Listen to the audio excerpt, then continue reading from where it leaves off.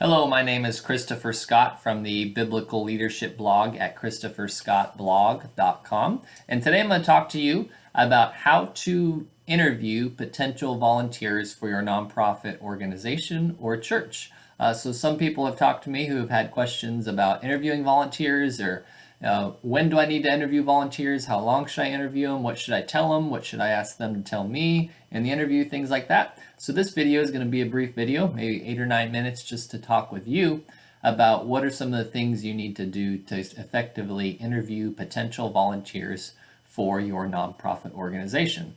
So the first thing that you're going to want to know when interviewing potential volunteers is you want to be aware that you do not have to interview all volunteers for all of your volunteer positions. So if you're going to be recruiting volunteers to help at your fundraising event, let's say your spaghetti dinner fundraiser, and you just need 30 volunteers to come in at 9 p.m. on a Saturday and help clean up everything, those aren't volunteers you're going to want to interview and waste your time talking to and getting to know and vetting them and doing background checks and all that and talking with them. No, those are you just need 30 people to show up at 9 o'clock and work for an hour and help you out at your event to save time and save money for your organization.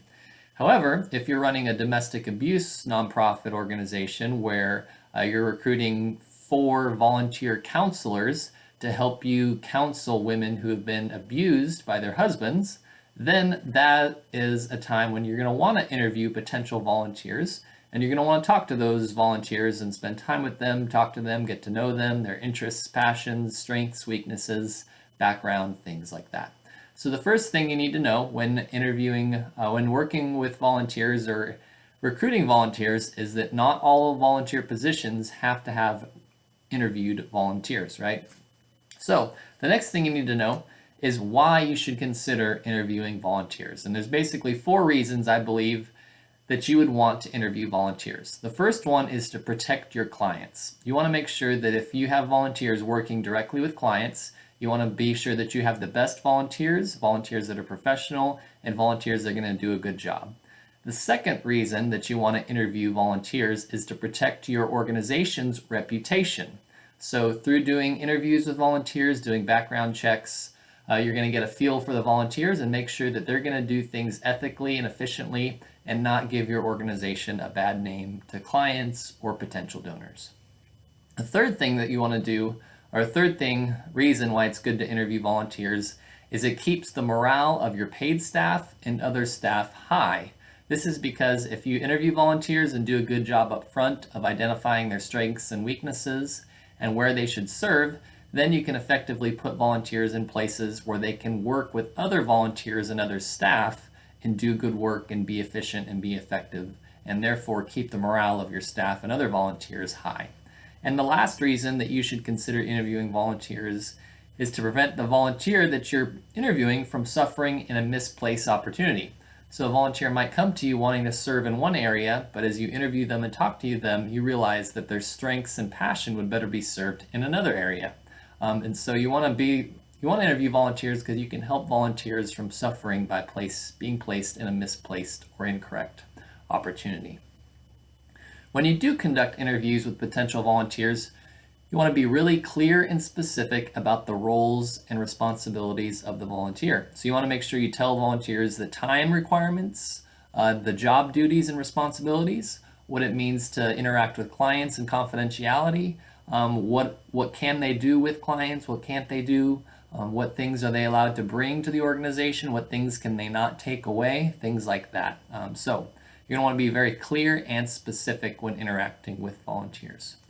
And the last thing I want to share with you is some basic little nuggets of information that might help you as you interview volunteers.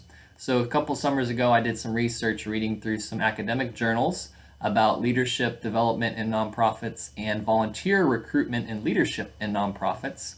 And I accumulated 12 different things here for you, just little snippets I found in research about volunteers that might help you when you're identifying and interviewing potential volunteers for your organization. So these aren't things that I believe are thoroughly and correctly researched. I just grabbed them, take them for what they're worth. It's just stuff I found that might be helpful, but again, I don't know, the research that was done or the validation or any of those things as much. So again, just take it with a grain of salt. Don't take it word for word. If you disagree with it, that's fine. This is just stuff I found in some research that I was reading. So some key pieces of information that you should know when interviewing with potential volunteers. 1, older volunteers are more dependable than younger volunteers. That's the first. The second is that women are more dependable as volunteers than men. I'm a man, so I can say that. I believe women are a little bit more dependable and responsible. Third, women indicating that religion is important to them have the greatest impact on volunteer programs. Okay, that's the third. Hispanics are less likely to volunteer formally, but more likely to volunteer informally. And it talks about formal and informal volunteering. Formal is I go to a specific nonprofit and I do a specific task. Informally is my neighbor is sick with cancer, so I'm going to mow his lawn for the next 6 months while he's undergoing treatment. So that's formal versus informal volunteering that they're referring to there. So number 4 was Hispanics are less likely to volunteer than Hispanics are less likely to volunteer formally, but more likely to volunteer informally. Women are 6 percentage points more likely to volunteer than men. Membership in both religious and secular organizations has a positive impact on volunteers. For example, members of religious organizations are 12 percentage points more likely to volunteer. Number 7, a person's family situation does not have a strong effect on volunteer participation. So someone's marital status, parental status, doesn't really have a strong effect. The only small difference is that a person with children is 3 percentage points more likely to volunteer. Pretty much it. Number 8, people with a bachelor's degree are more likely to volunteer. Okay, they are 15% more likely to volunteer both formally and informally. They're 6% more likely to volunteer formally.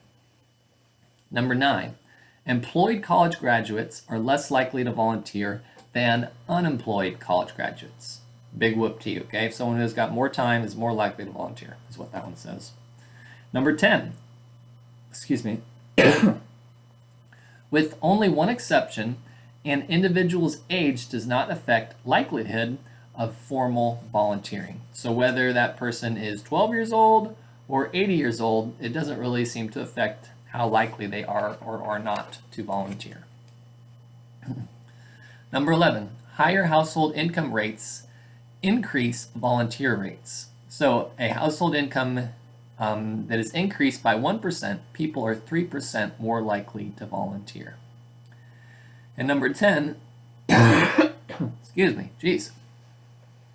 when comparing formal volunteering versus informal volunteering, formal volunteers are more likely to own a home, have associated memberships, live with a spouse or partner, have children, have higher level incomes, have higher levels of education, and be a non-minority group. So basically, if someone has a home, has children, has a bachelor's degree, those are all indicators that someone is more likely to volunteer. So again, just some little research snippets I found in some journals that I read